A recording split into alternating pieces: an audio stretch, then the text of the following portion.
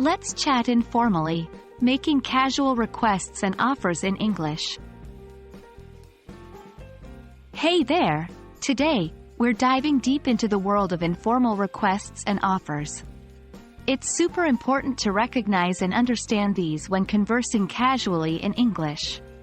So, whether you're asking a friend to pass the salt or offering someone a piece of cake at a party, we've got you covered. In day-to-day conversations, especially among friends, colleagues, or people of the same age group, informal language is commonly used. This is because it 1. Sounds natural and relaxed. 2. Helps in building a closer connection with the listener. 3. Feels less robotic and more human.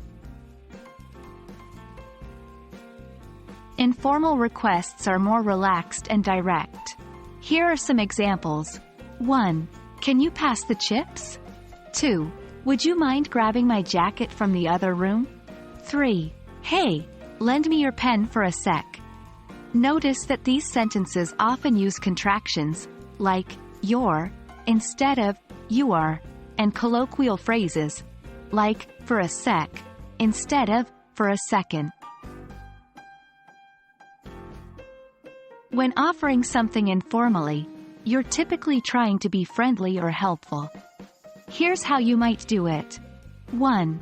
Do you want some more coffee? 2. I'm heading to the store. Need anything? 3.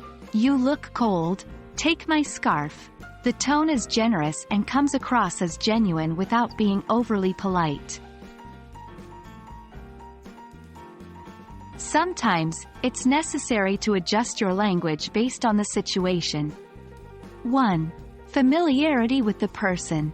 With close friends, it's perfectly fine to be more direct, like, give me a hand with this?